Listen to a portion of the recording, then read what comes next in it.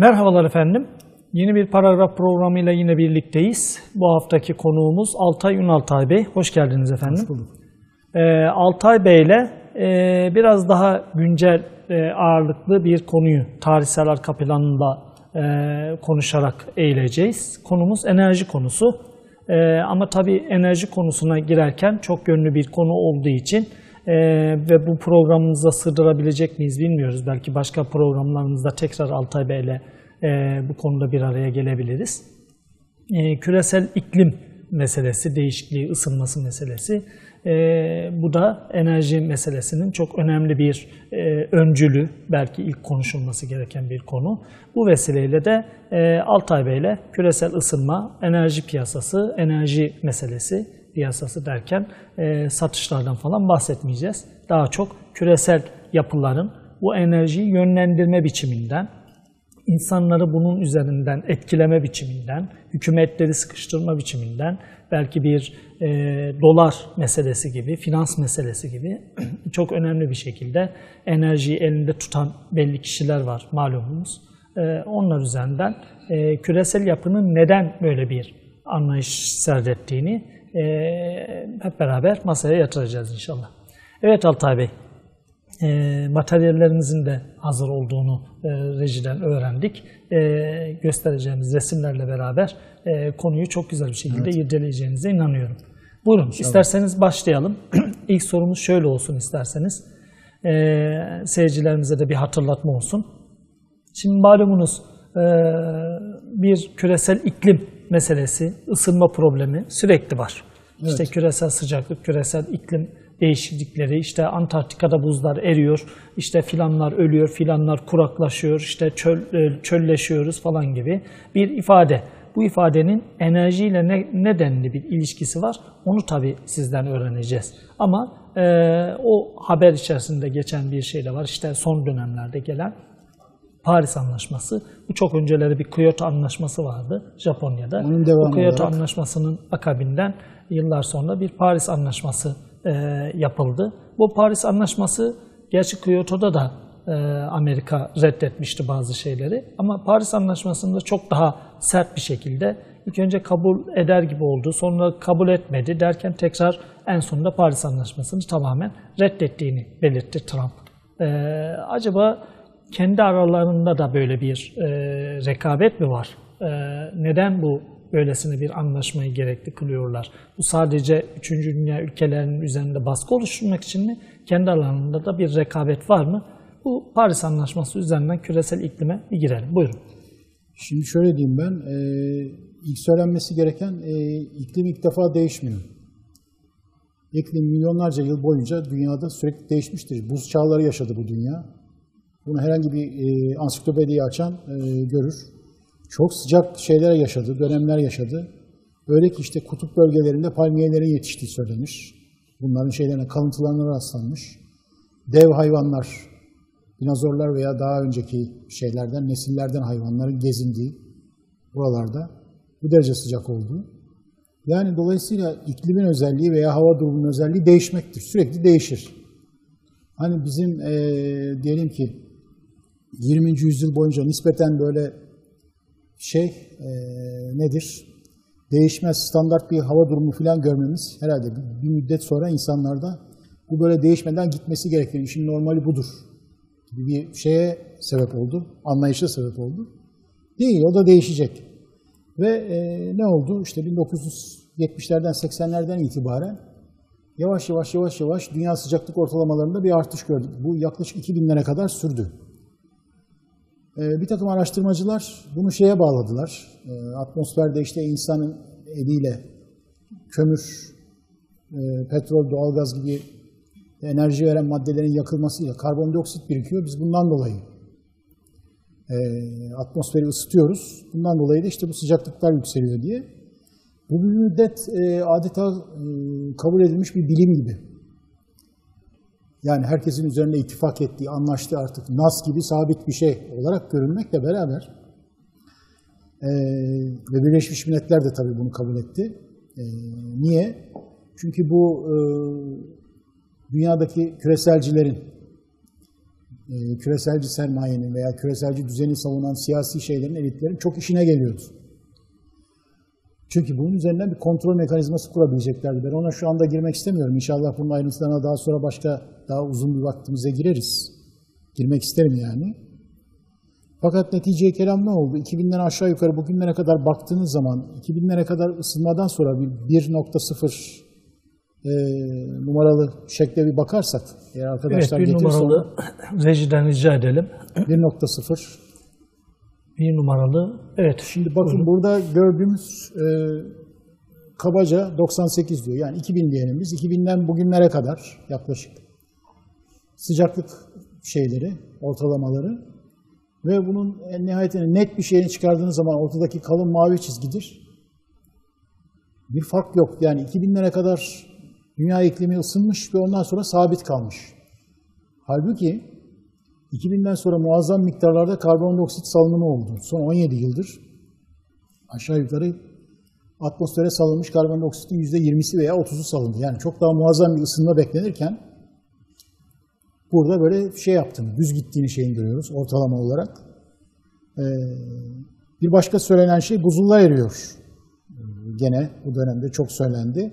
Şimdi 1.1 numaralı şekle bakarsak, diğer resme geçelim. Evet. Evet, diğer resme. O da gelsin. Evet. Bu NASA'nın yaptığı bir araştırma. NASA diyor ki Antarktika'nın etrafındaki buz kütleleri çoğalıyor. 2015'te yapılmış. Bakın tarihi yukarıda, solda görünüyor. Antarktika'nın etrafındaki buz kütleleri çoğalıyor. Azalmıyor. Tam tersine. Yani o zaman bu Antarktika'da buzulların erimesi biraz hikaye oluyor. Evet, hikaye oluyor. Şimdi birçok şeyde hatta bazen böyle büyük parçaların, kütlelerin düştüğünü falan gösterip biraz insanları heyecanlandırıyorlar. Onlar bahar erimeleri. Her bahar tabii ki dünyanın her yerinde olduğu gibi orada da buzlar eriyor. Baharda, yazda. Kopup denize düştüğü de oluyor. Sonra kışın bakıyoruz. Asıl önemli olan kışın tekrar geri dönüyor mu? Kışın fazlasıyla geri dönüyor bu buz kütleleri.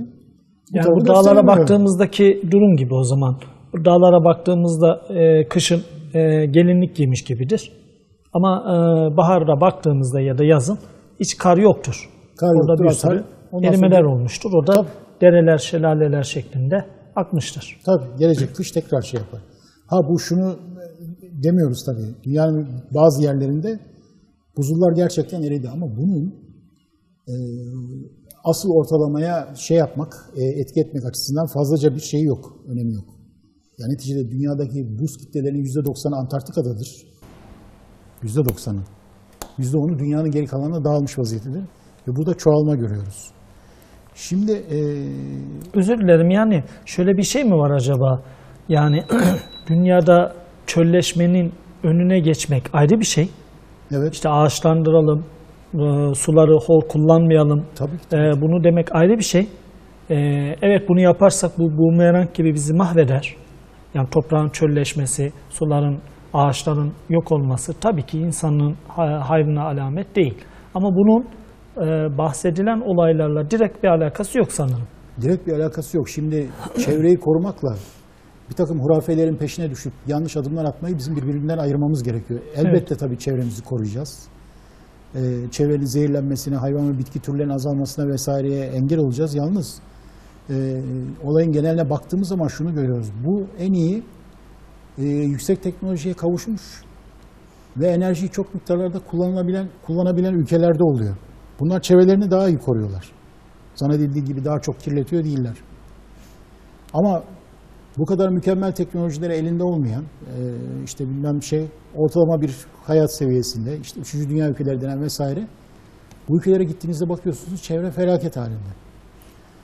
Yani hemen aklıma gelen bir örnek. Afrika'da mesela orman eti yemek diye bir tabir vardır. Nedir orman eti yemek? Yani insanlar aç olduğundan dolayı ormandan ne hayvan bulursa avlıyorlar.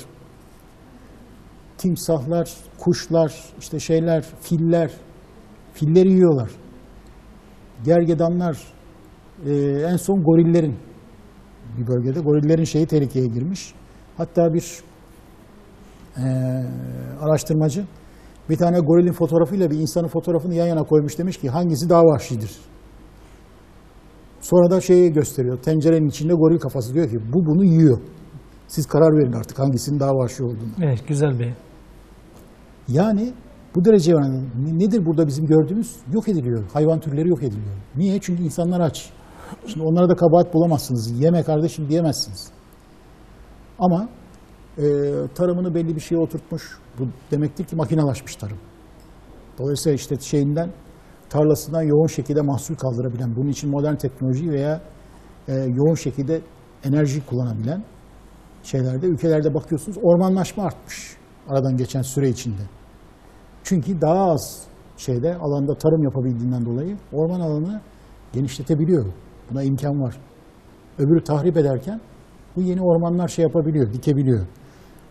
Bunlara da inşallah bir gün girmek isteriz ama şeyde şu anda programda vakit yok. Ben onun için hızlı hızlı geçiyorum. 2 numaralı resme geçersek. Evet. 3 numaralı resme rica 2 ederim. numaralı. Evet. Ha bu evet. Bu karbondioksit salınımı ile ilgili sanırım. Bu karbondioksit salınımı değil de atmosferdeki son 500 milyon yıldır karbondioksit miktarı, bu şu yeşil çizgi ortalamayı gösterir ve giderek düşüyor. Şu açık mavi çizgi ise dikkat ediyorsunuz bir artıyor bir azalıyor. Bu da şeydir, sıcaklık. Ortalama sıcaklıklar. Şimdi düşmüş, tekrar çıkmış, tekrar düşmüş, tekrar çıkmış, tekrar düşmüş, tekrar çıkmış. Arada bir mevsimlere göre tabii bir şey yani. Sıcaklığın.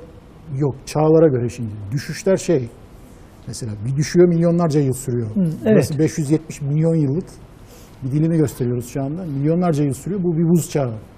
Tekrar yükseliyor, arada bir sıcak çağı. Bakın tekrar düşüyor, tekrar buz çağı. Biz son 10 bin yıl önceki bir buz çağından kurtulanlarız tabiri caizse.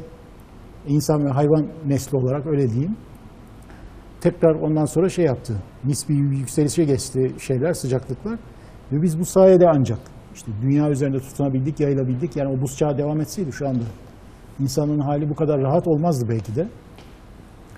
Fakat bunun kabaca gösterdiği yani atmosferdeki karbondioksitle sıcaklıklar arasında en azından son 500 milyon yıldır bir ilişki yok. Ama tabiat ve fizik kanunları değişip yeni bir ilişki doğmaya başladıysa onu bilmem. Onda savunanlar şey yapsın, tartışsın. Şimdi 3. resme geçelim. Mümkünse. 3. resmi rica ediyorum. Evet, bir sonraki resim. Bir sonraki resim. Şimdi bakın bu şeyi sunan nedir? Resmi, bu grafiği sunan adamı görüyoruz. Bu ilginç bir araştırmacı. Bu adam Greenpeace'in kurucularından. Yani en eski yeşilcilerden. 1. dereceden yeşilci. Fakat Greenpeace'i ben terk etmek zorunda kaldım. Çünkü ideolojik bir örgüte dönüştü. Artık insan düşmanı oldu diyor. Bu adamın adı Patrick Moore. Bir gün inşallah özellikle onunla da ilgili değinip konuşmak imkanımız olur. İlginç bir hayat hikayesi var. En son Greenpeace diyor, klor elementini yasaklamaya kalktı. Ve diyor ben çıktım dedim ki diyor, ya arkadaş bu periyodik sistemde var. Tabiatta bulunan bir element. Ya siz ne yapmaya çalışıyorsunuz? Tabiatta bulunan bir elementi nasıl yasaklarsınız?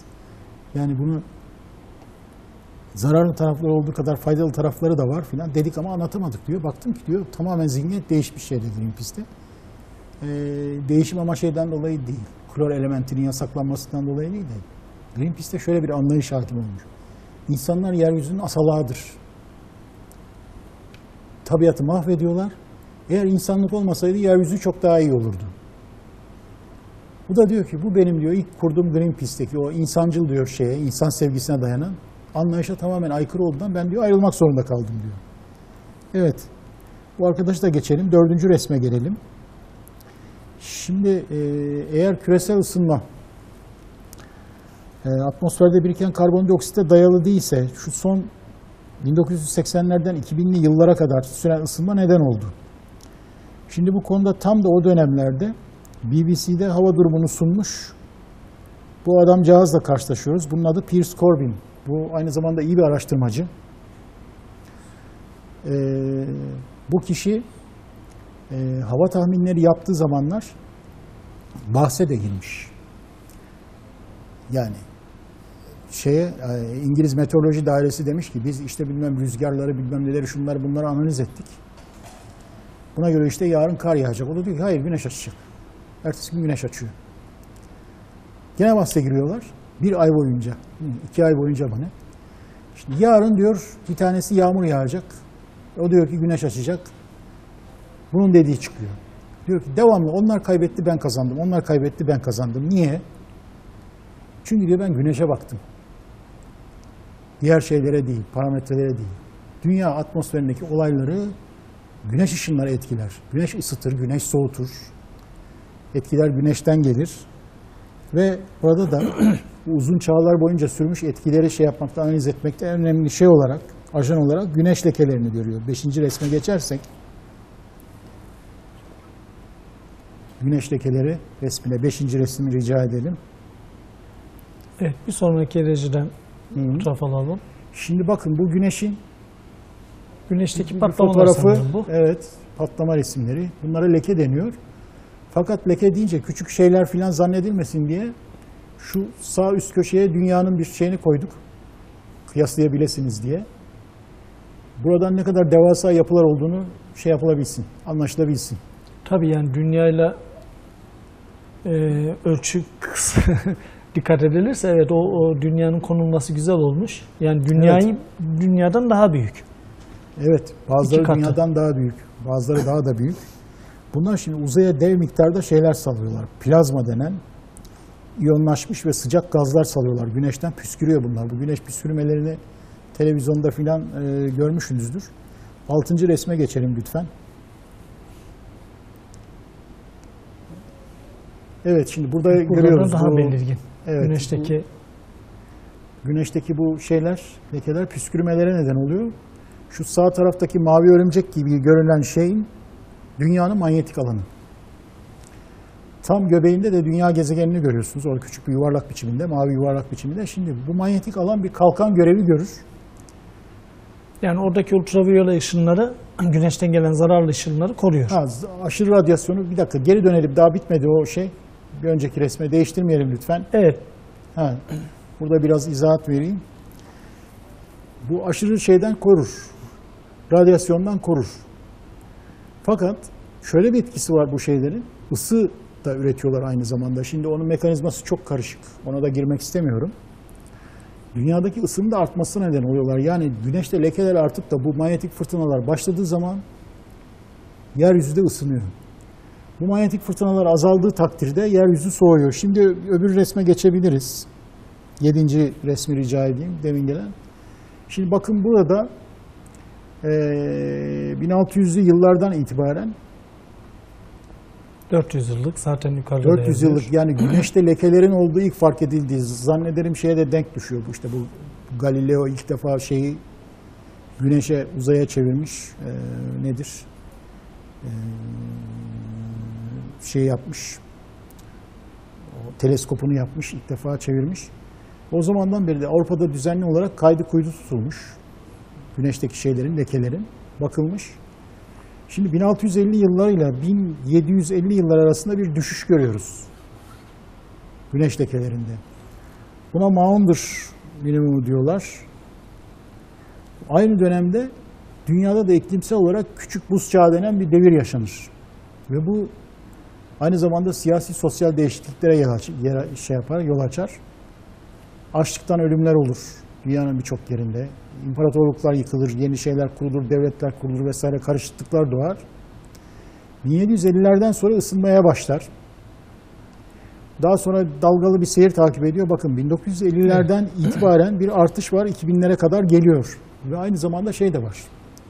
Güneş lekelerinde de güneş lekelerini şu mavi zikzaklı çizgi 11 yılda bir azalır artar, azalır artar. Fakat önemli olan arttığı zaman hangi maksimuma vardı? En çok 1950'lerde. Evet. O dönemden itibaren bir şey görüyoruz. Ve küresel ısınmayı araştıranlar da görüyorlar ki şeyin büyük bölümü, ısınmanın büyük bölümü 1900 ile 1945-50 o yıllar arası şey yapmış. İkinci Dünya Savaşı'nın bitmesiyle beraber küresel ısınma başlıyor. Halbuki o dönemden itibaren dünyada barış kurulduğundan dolayı muazzam bir iktisadi patlama vardır. endüstriler kurulur, fabrikalar kurulur. Yani bunlar harıl harıl çalışır. Habire atmosfere karbondioksit yayarlar. Fakat bunun etkisinin daha minimumda kaldığı görülüyor. Dolayısıyla bir sonraki şeye geçelim, 8. resme. Şimdi bu daha yakından gösteriyor olayları. Bakın 1749'dan 1999'a kadar olanlar. 2000'li yıllardan itibaren de bahsettiğiniz tahmini bir 49'lu yıllardaki maksimum. Evet, yapı. maksimumu varmış. Burada da evet. Ondan sonra da düşüş görüyoruz. Şimdi Pierce-Corbin'e göre gördüğünüz gibi düşüyor, gene bir minimuma geliyor güneş lekeleri ve diyor ki biz yeni bir buz çağına giriyoruz. 30 yıllık bir soğuma dönemine giriyoruz. Ve diyor küresel ısınma felaketler getirecek diye diyor ağlayanlar diyor dikkat etsin. Bu buz çağının etkileri diyor daha da kötü olabilir, tam tersine. Yani küresel ısınma değil de küresel soğuma. Küresel soğuma. donma, buzlanma. Hani hatta neredeyse şey demeye getiriyor. Ya keşke siz haklı olsaydınız da ısınsaydık. Çünkü ısınma bu kadar zararlı bir şey değil. Analar babalar da bilirsiniz öyle derdi. Evladım sıcaktan bir zarar gelmez. Asıl zarar soğuktan gelir. Eskiler hep öyle der durur. Yani bu şeyde araştırmacı da aynı fikri tekrarlıyor. Peki karbondioksit artışı küresel ısınmaya sebep olmuyorsa başka ne zararları olabilir, var mı? Bakıyoruz 9. resme gelelim. 9. resme bir geçebilir miyiz? Evet, şimdi zarar vermemiş, bilakis fayda getirmiş. Karbondioksit arttıkça birçok bölgede yeşerme olmuş, dünya yeşeriyor. Bitkiler büyüyor. Bitkiler boy atıyor. Bazı çöllük bölgelerde bakın büyük sahranın onlar sahra bölgeleri daha çok. Sahra bölgeleri. Oralarda yeşerme başlamış. Bundan 30 yıl evvel Sahel açlık bölgesi diye bir benim yaşımda olanlar hatırlar. Habire basın, gazeteler vesaire verirdi. Sahilde açlık, sahilde kuraklık, sahilde çölleşme. Sahel bugün yemyeşil bir ülke haline geldi. Bu sayesinde oluyor. Bir sonraki resme geçelim, 10.'ya geçelim. Şimdi bakın Amerikalılar bir deneme yapmış. Serada fazladan karbondioksit veriyorlar bitkilere ve sonuçlarına bakıyorlar. Birinci bitki, şu en bodur olan, ama atmosferdeki karbondioksit oranından. Bir sonrakinde üzerine 150, milyonda 150 parça karbondioksit eklemiş. Yani 0,00 evet. Epey düşük bir şey. Bir sonrakinde 300 parça, bir sonrakinde 450 parça. Bu demektir ki 835 ppm diyor. Bugünkü aşağı için 2 katı veya 2,5 katına yakın giderek boy atıyor bitkiler. Çünkü karbondioksit gübre vazifesi görüyor.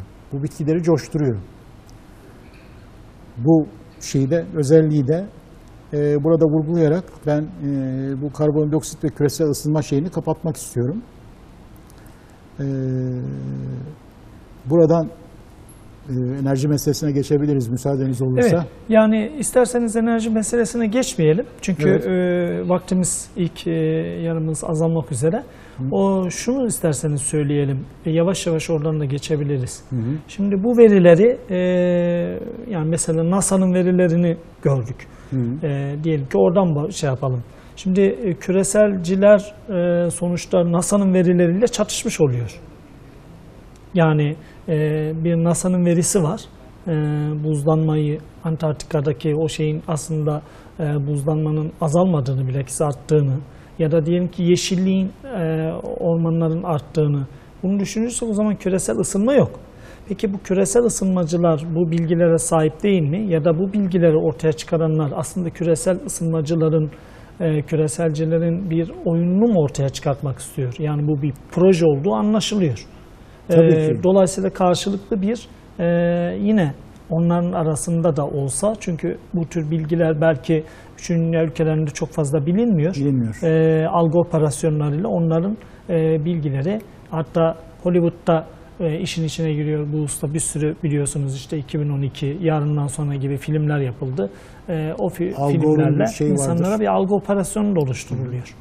Eski başkan yardımcılarına Al Gore'un Rahatsız Gerçek diye bir filmi vardır. Hani şöyle fabrika bacasının üzerine fırtına kopuyor, böyle bir afişi olan bir film. Ondan sonra orada işlemişti. Şimdi evet, bu konuda bilim dünyası bölünmüş durumda. Küresel ısınmacıların iddiası şu, bilim adamlarının %97'si bizi destekliyor. Yani dünya ısınıyor diyorlar. Halbuki böyle bir şey yok, falan yok.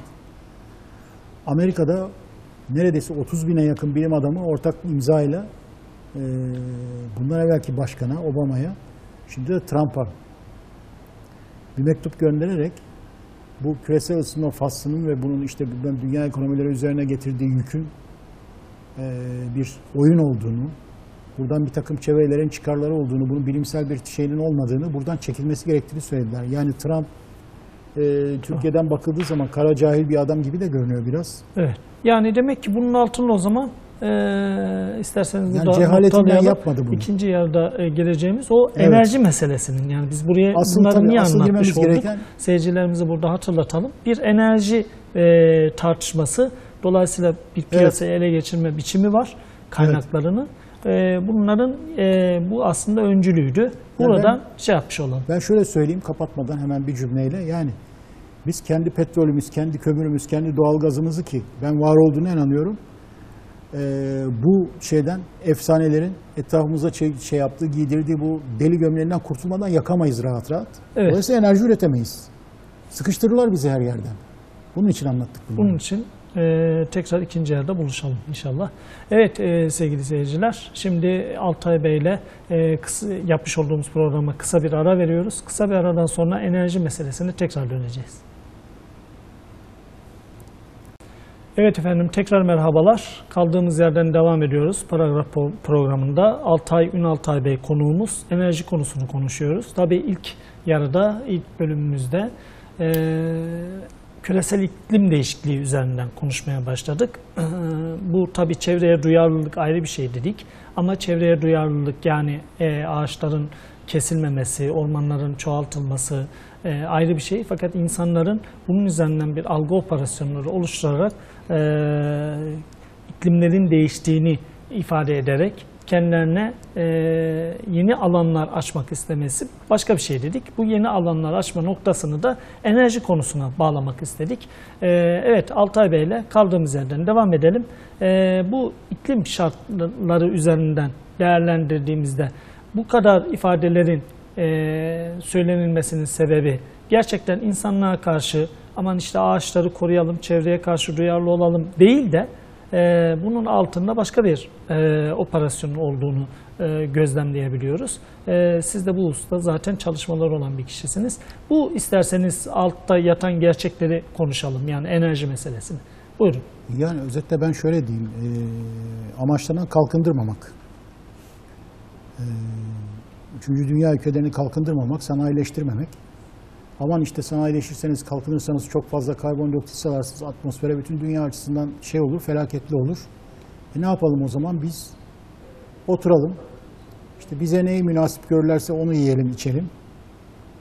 Büyükler, ne ihane verirlerse. Kendi şeyimiz olmasın, gücümüz olmasın, kendi ekonomimiz olmasın.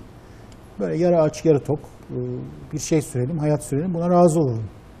Yani onlar bizim neyi bitip bitmeyeceğine, neyi kullanıp kullanmayacağımızı böylelikle karar vermiş olsun. Böylelikle karar verecekler. Bu da çok iyi bir şey, böyle çerçeve efendim. Bak işte senin şeyin yüzünden, kalkınacağın ısrarın yüzünden yazık zavallı hayvanlar ölüyor. Yok bilmem ormanlar yok oluyor. İşte bilmem dünya zehirleniyor, atmosfer zehirleniyor vesaire. Çok da güzel böyle bir şey, çerçeve.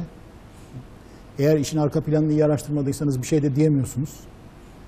Yapma ya, benim yüzümden bak neler neler oluyormuş. Ben vazgeçeyim, yemeyeyim içmeyeyim filan demeye başlayabilir insan doğal olarak. Ondan aslında sonra, bir taraftan talan eden de kendileri, evet. Talan etmeye yol açan da kendileri. Evet. Yani Irak'a girerken onlarca mimari insanı toprağa katlettiler ama evet. Tutup üstelik başka bir yerdeki Karabatağı gösterdiler. Ama ilginç olan bir taraf da var değil mi? İronik tarafı. O Karabatağın o hale gelmesi, tamam Irak'la hiç alakası yok ama onun o hale gelmesinde de kendilerinin sorunu. Evet, sanki yani sanki Saddam mı yaptı onu da onu kurtarmak için geldiler. Batan bir petrol tankerinden yayılan şeyler yüzünden o Karabatak. Evet. Petrole bulanmış. Onun çıktı buraya şey olarak gösterdi. Şimdi 11.1 Zilmer resmine gelirsek onunla beraber bir şey anlatmak istiyorum. Evet, yeni rejiden rica edelim. Yeni resmimizi. 11.1. Evet. Evet, şimdi bundan Zimmer. birkaç sene evvel bir Alman araştırmacı Hans-Joachim Zimmer Enerji Yanılgısı diye bir kitap yayınladı. Şimdi Bu bugüne kitabın kadar da kapağı sanırım. evet, o Alman kapağı o kitabın. Şimdi bugüne kadar bize şöyle bir şey anlatıldı sürekli. Bu bizim tükettiğimiz petrol, kömür, doğalgaz fosil yakıtlardır. Yani eski dinozorların, işte o hayvanların, bitkilerin filan geçmiş çağlar boyunca ölmüş, üst üste yığılmış şeyleri, artıkları, kalıntıları zamanla işte yerin altında başkalaşım geçirerek petrole, kömüre, doğalgaza dönüşür. Dolayısıyla nedir? Bunların miktarı sınırlıdır. Dikkatli kullanın, bir günde bitecek. Hem de çok yakın bir zamanda.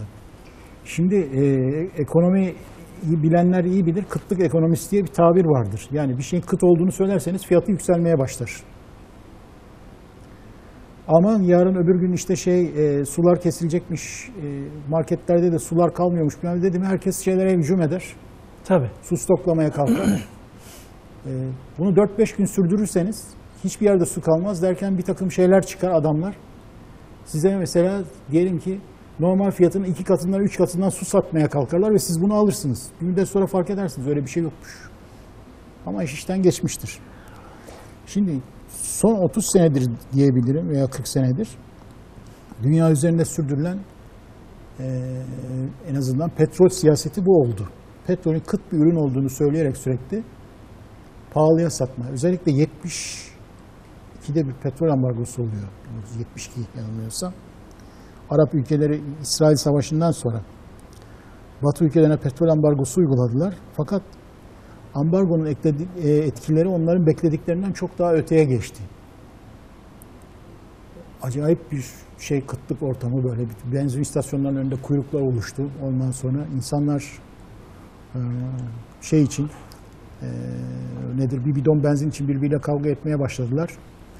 Ben hatırlıyorum, Türkiye'de de aynı şeyleri biz Türkiye'de de yaşadık. Benim yaşımda olanlar hatırlar. Arabaların benzin depolarına kilit o günlerden sonra çıktı ortaya. Ondan evvel yoktu. Kapağı açıyordunuz, açılıyordu.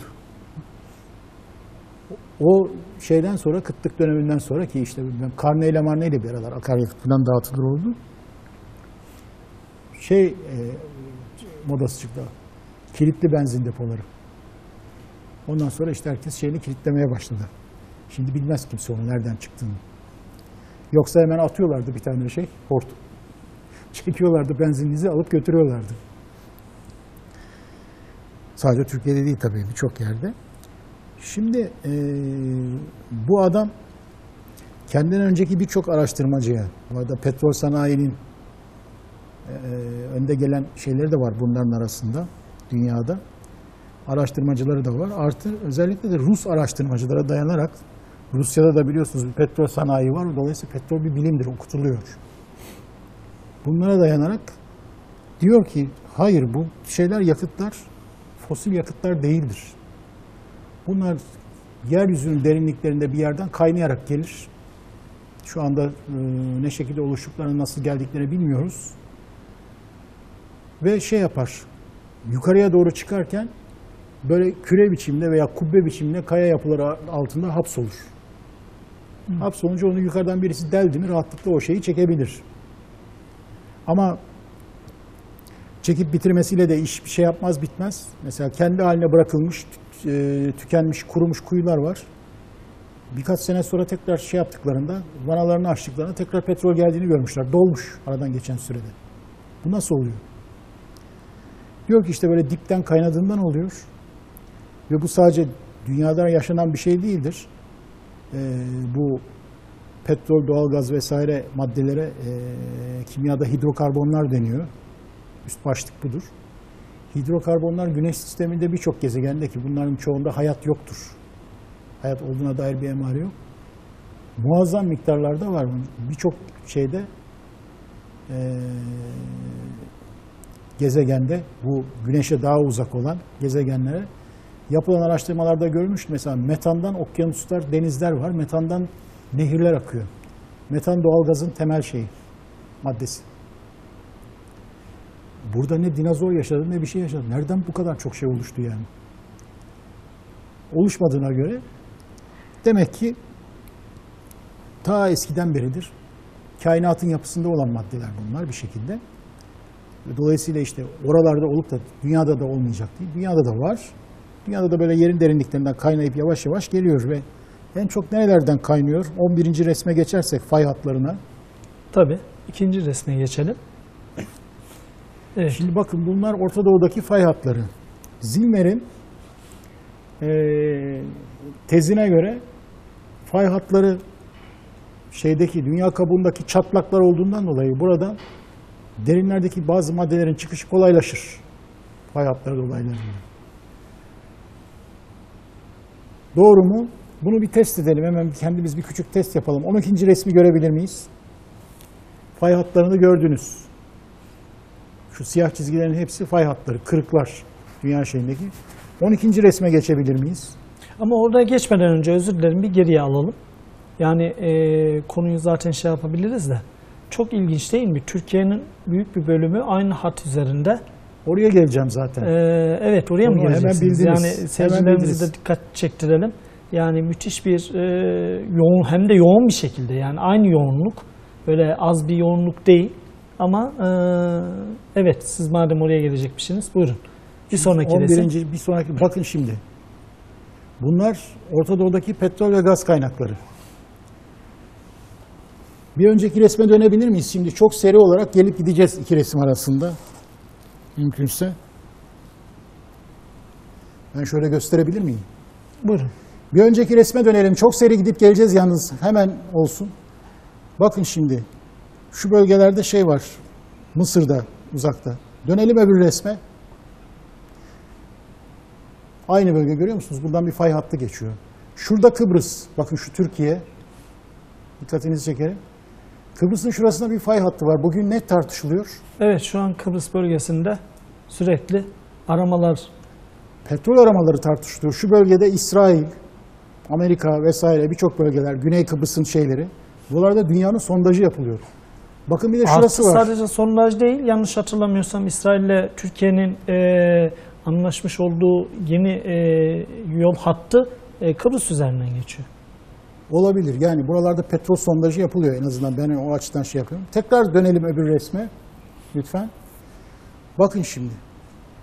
Mesela Türkmenistan'ın şu bölgesi. Tekrar şey yapıyoruz, dönüyoruz. Bir önceki resme. Gördünüz mü? Buradan da bir fay hattı geçiyor. Şimdi bütün bunları nereden gösteriyorum? Ha bu arada söyleyeyim. Şurası da Bakü. Bakın tam Bakü'den bir fay hattı geçiyor. Buralar hep petrol fışkıran bölgeler. Ve görüyorsunuz bu fay hatları geliyor Türkiye'ye giriyor. Veya Türkiye civarında yol alıyor. Türkiye'de 1500 sondaj yapılmıştır. Şimdiye kadar 780 bin kilometre karelik bir ülkede. Yani aşağı yukarı her 500 kilometreye kareye bir kuyu kazılmış. Bu da büyük ihtimalle yanlış yerlerde kazılmıştır. Yani fay hatları civarında değil de böyle çökelti bölgelerinde. Çünkü yanlış bir şey sunuldu bize. Petrol işte bu yüzlerce yıl işte bilmem fosil maddelerin üst üste yığılması, onun üzerine işte çamur tabakalarının birikmesi vesaire, daha sonra bunların sıkışıp kayalaşması sonunda oluşur dendi. Böyle olunca da şimdi herkes böyle ovalık yerlerde petrol aramaya başladı. Kimsenin aklına gelmedi ki bu fay hatları civarında şey var mıdır, petrol var mıdır? Ben diyorum ki eğer bunlar araştırılırsa Türkiye'nin çok zengin petrol ve doğalgaz kaynakları çıkabilir. İlk tespitimiz isterseniz bu olsun. Tabii bunları yapacak bir siyasi iradeye. Tabii her şeyden önce bir irade lazım. Ciddi bir iradeye. Bunları yapacak şey olan nedir? Bu millete işte bağlılık hisseden, bu topraklara bağlılık hisseden bilim adamlarına. Biz bu ülkeyi bu geri kalmışlıktan bir şekilde kurtarmalıyız vesaire diyen aklı başında insanlara ihtiyaç var. Bunların bir araya gelip örgütlenmesine, beraber çalışmasına ihtiyaç var. Programın devamında ne yazık ki bazılarına izin verilmediğinden de bahsedeceğim ben. Böyle şeyler, girişimler oldu Bu arada ama. birkaç defa da geçti de kayalar üzerinden bahsettiğiniz bu kaya gazı denilen bir yeni Evet. şeyden de bahsediliyor. Hatta Evet. bazı yerlerde çok sık belki geçmiyor ama kaya gazının petrolden farklı olarak çok da zengin rezervler olduğunu ve onun üzerinden çok büyük şeyler yapılabileceğini, bilmiyorum bunlar ne kadar spekülasyonlu, ne kadar gerçekçidir. Bu konuda bir şey söyleyebilir misiniz? Ya bunlar şimdi birbirine bağlı şeyler. Yani kaya gazının oluşumuyla bilmem petrolün veya doğal gazın oluşumu veya normal işte bildiğimiz şeylere nedir? Şöyle kubbe biçimde kayalar altında hapsoluşuna bunlar bir şeyle geçişli şeyler yani. Bir şekilde olabilir, öbür türlü de olabilir.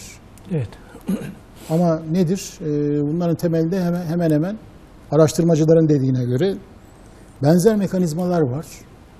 Hepsinde ya gelmiş bir kaya tabakasının içine hapsolmuş ya da böyle bir kubbe gibi bir şeyin altına hapsolmuş. Fakat bunların hepsi dipten kaynaklanmış. Kaya gazı da aynı, o bildiğiniz şey de aynı. Tabii kaya gazının şöyle bir özelliği oldu. Şimdiye kadar araştırılmayan yerleri araştırdılar. Kaya gazını buralarda buldular. Bizim klasik teorileri bırakıp her yerlerde petrol aramak, her yerlerde gaz aramak şeklinde biraz maceraperest fikirlere ihtiyacımız var gibi geliyor bana. Şimdi ben tabii içeriden bir şey değilim, bilim adamı değilim. Konuyu kendim yıllarca araştırdım. Edindiğim izlenim bu oldu. Konunun uzmanları gerekirse şey yapsınlar, gelsinler bunu tartışsınlar. Bu tartışmalara Türkiye'nin ihtiyacı var. Evet, şimdi geçiyoruz bir başka şeye, kaynağımıza. 13. resme geçebilir miyiz? Şimdi buna bilim dünyasında yanar buz diyorlar. Bakın altta buzlar var. Ateş almış yanıyor. Bu nedir? Bu bilimsel tabirin metanhidrat denen denizlerin dibinde bazı yerlerde yüzlerce metre şeyinde kalınlığında yığılmış. Suyun altına baktığınız zaman böyle kar yağıyor. Karlar birikmiş gibi bir manzarayla karşılaşıyorsunuz derin denizlerin diplerinde. Hani böyle dağlarda çok kar yağar da böyle metrelerle kar yığılır. Öyle bir manzara. Fakat bunu alıyorsunuz, şeye çıkartıyorsunuz. Bulunduğu yerden. Suyu yüzeyine çıkartıyorsunuz. Birdenbire kaynamaya, gaz çıkartmaya vesaireye başlıyor ve ateş alıyor. Ve bunun içinden doğal gaz çıkıyor. Bu son yıllardaki araştırmalara göre o kadar zengin bir kaynak ki bütün dünyadaki petrol ve doğal gaz kaynaklarını gölgede bırakıyor. O derece zengin. Ve bu aşağı yukarı çevremizdeki bütün denizlerde bizim var. 14. resme geçebilir miyiz lütfen? 14. resim lütfen. Bir sonraki resmi alalım. Rejideki arkadaşlar sağ olun. Buyurun. Şimdi bakın bu koyu mavi alanlar bu gaz hidratların bulunabileceği bölgeler. Gördüğünüz gibi gene Karadeniz, Türkiye'nin kuzeyinde ve Türkiye'nin güneyinde Akdeniz bölümü havzası. Muhtemel olarak alanlar olarak gaz hidratların bulunduğu alanlar olarak işaretlenmiş. Bu bölgelerde Almanlar ve Amerikalılar araştırmalar yaptı. Bunların kaydı kuydu bizim bilim şeylerimizde vardır. Kuruluşlarımızda vardır. Araştırma gemileri geldi. Ben bunlarla ilgili yapılmış programları seyrettim. Kendi şeylerinde, Almanya'daki, Amerika'daki kanallarda yaptıklarıyla ilgili şeyler yapmışlar. Bilgiler yayınlamışlar. Bir tanesi de belki bilir.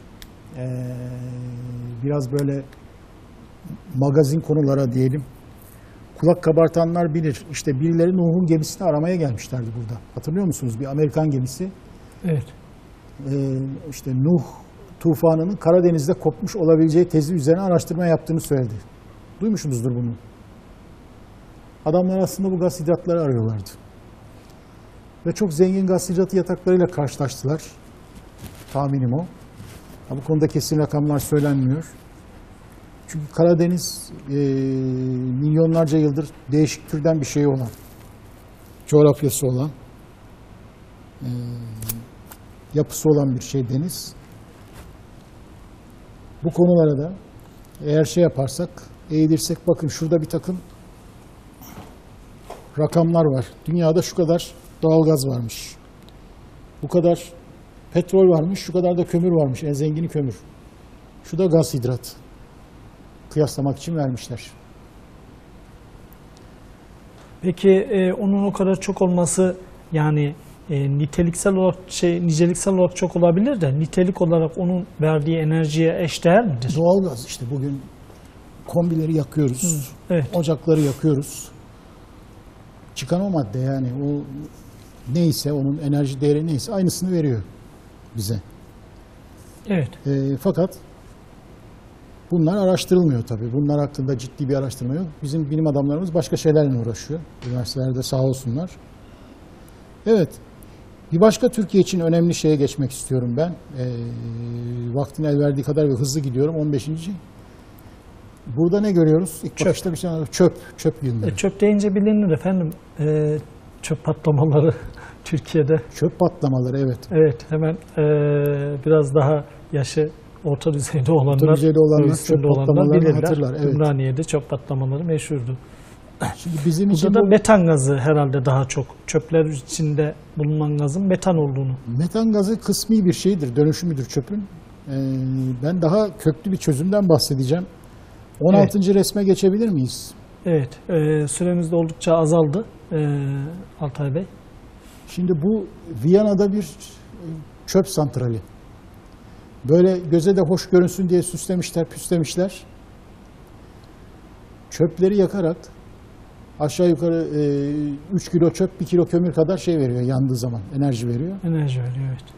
Muazzam bir enerji üretiyorlar. Artık külünden de tabii çok miktarda maddeler kazanıyorlar. Bunu göstermek istedim. O zaman hızlı gidelim. Madem süremiz çok azaldı. 18. resme geçebilir miyiz? Bunu da bir şey olarak verdim. Şunu da hemen söyleyeyim çöp yakımıyla ilgili. Efendim çöp yakarsanız ortaya zehirli gazlar çıkar. Adamlar kemaliyle süzmüş. Bakın burada bu gazları nasıl süzdüğüne dair kaç tane ayrı ayrı şeyler var. Filtre sistemi var. Onu gösteriyor. Şimdi Almanya, Hollanda, Avusturya, İsviçre ki buralarda artık bu şeylere, çöplüklere çöp yığmak şeyi tamamen kalktı. Hepsi santrale gelir ve yakılır.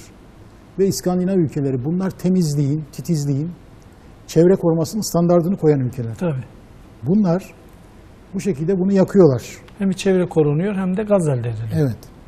Bir sonraki resme geçelim. Bir sonraki 18. resme. Rejiden. Reji galiba beni Teşekkürler. duymuyor. Şimdi bakın bu avuç içinde bir madeni bilye. Bu 70 gram toryumdur. Bir kişinin ömür boyu krallar gibi yaşaması için gerekli bütün enerjiyi sağlar. Toryum enerjisi yeni bir şey ve bu konuda Türkiye'de hiçbir araştırma yok. En iyi araştırma olsun canım, bizde toryum var. Evet, 400 bin ton toryum rezervi var. Biz bunun üzerine oturuyoruz. Bir sonraki resme geçebilir miyiz? 19. resim.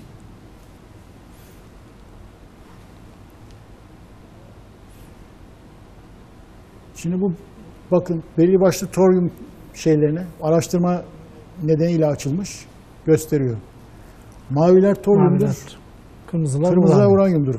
Uranyum 9 bin ton diyor yuvarlak. Toryum 380 bin ton diyor. Toryum ise Hayır, bugün çok biliyorsunuz atom santrali kurmaya çalışılıyor Akkuyu'da. Uranyuma dayalı bir atom santraline bir toryum santrali kurmak için biz uğraşsak çok daha muazzam. Yani bu gösterdikleriniz alternatif enerji elde etme biçimleri. Şimdi bir sonraki resme geçelim. 20.ye lütfen. Bu bir toryum reaktörü. Bunun araştırmasız devam ediyor. Daha çok yeni bir teknoloji yani. Bu henüz büyük düzeyde enerji üretilmiyor fakat Hintlilerin uğraştığı bir şey. Türkiye'deki kadar bir de Hindistan'da var. Toryum rezervi var. Bakın Hintliler toryum reaktörü yapmaya uğraşıyor. Bizim hiçbir şey yaptığımız yok. O hani bir zamanlar görüp de fakir dediğiniz Hintliler, sefil dediğiniz Hintliler bunlarla uğraşıyor. Türkiye'de bununla uğraşan bir ekip var idi. Yanılmıyorsam İstanbul Üniversitesi'ndelerdi. Başlarında da Engin Arık diye bir profesör hanımefendi vardı. 21. resme geçebilir miyiz? Onun bir resmi var. Bir sonraki resme geçelim. 21. resim lütfen. Şimdi bu onun bir sözü. Servetin üstünde oturuyoruz ama haberimiz yok.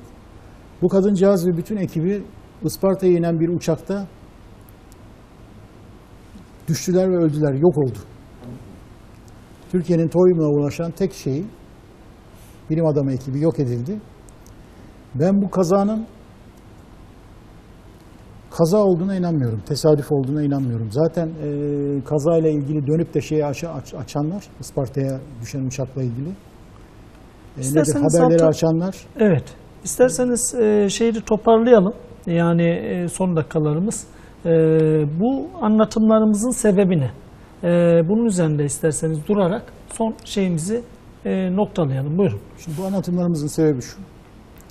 Gördüğünüz gibi bugün işte şey denen, belki bu Türkiye'de pek bilinmiyor da, yeşil süper güç denen Almanya, çünkü işte bilmem şeyler, alternatif enerji kaynaklarına vesaireye çok önem veriyormuş vesaireymiş. Alternatif enerji kaynakları Almanya'nın enerji üretiminde şu kadar bir dilim tutuyor. Bakın bu kadarı kömür. Hala şu anda. Bunlar 2016 şeyleri, rakamları. Şu kadarı doğalgaz, şu kadarı petrol. Bunların içinde de yenilenebilir enerji kaynakları.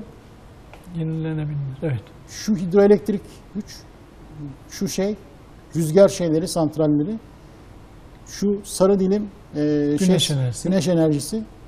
Şurada alttaki okunmuyor da biyomas diyor. Biyomas çöp demektir. Bu kadar da çöp yakıyorlar. Buradan elde ettikleri şeyle yapıyorlar. Yani dolayısıyla bizi sürmek istedikleri hemen bol bol güneş şeyi yapın. Tamam, hepimiz isteriz de çok pahalı bir teknoloji. Bol bol her taraflara artık bizde de görmeye başladık. Bu şeyleri, yel değirmenleri dikin. Şeye doğru, Tekirdağ yolunda, o E5'te gidenler, pardon TEM yolunda gidenler görür orada böyle 3-4 tane dönüyor. O modern yel değirmenlerinden şey yapıldı, dikildi. Bunların çok fazla bir yere varılabileceği yok. Bizim çok daha temel, derin araştırmalar yapmaya ihtiyacımız var. Kısaca benim şeyim o. Burada vermek istediğim mesaj o. Cümle, yeraltı, yerüstü bir sürü enerji kaynaklarımız var. Hatta yediğimiz içtiklerimizden bile enerji kaynakları üretebiliyoruz. Çünkü doğada bunu üretme biçimi söz konusu. Evet. Ama maalesef bunu yapabilecek bir irade oluşması gerekir her şeyden önce. Ama küresel yapıda sanırım değişik algı operasyonlarıyla, işte şuradan şöyle yaparsanız şöyle olur, buradan böyle yaparsanız böyle olur gibi engelliyorlar. Engin Arıkan'ın başına gelenleri düşünün yani. Adam da öldürürler gerekirse. Bunu bile göze almak lazım. Biz bunları göze almadan da bir şey olamayız. Yani Ali'den al Veli'ye sat. Bilmem falanca yerden gelen petrolü işte bilmem Türkiye'den getir başka tarafa ihraç et. Al takya ver külah. Bu işlerle bir yere gidilebileceği yok. Evet. Bunlar böyle sabun köpüğü ekonomisi şey yapar Türkiye'de. Oluşturur. O da işte kimilerini zengin eder. İnsanların çoğu fakir fukara sürünür gider. Şey olmaz yani. Bu ülke kalkınmaz. Bu ülke zannedildiği gibi, öyle zannedildiği gibi değil mi de, amaçlandığı gibi, istendiği gibi bir yüksek bir şey düzeyine, iktisat ve gelişmişlik düzeyine ulaşamaz. Evet. Bizim bu temel problemleri çözmemiz lazım. Çok teşekkür ederiz efendim. Rica ederim. Her programımızda bir konuya paragraf açıyoruz. Paragraf açmak zaten meseleyi enine boyuna tamamıyla çözüme kavuşturacak şekilde konuşmak değil. Bu hususta dikkatleri üzerinize çekmekti. Bu anlamda da sanırım konunun üzerine dikkat çekildi. Evet sevgili seyirciler, bir programımızın daha burada sonuna geliyoruz. Altay Bey ile enerji meselesini konuştuk. Öncesinde bir iklim meselesini konuştuk. Umarım bunlar ufuk açıcı olarak gelir ve dikkate değer konular olur. Bizi dinlediğiniz için teşekkür ediyoruz. Bir başka programımızda tekrar beraber olmak dileğiyle hepinize Allah'a emanet ediyoruz.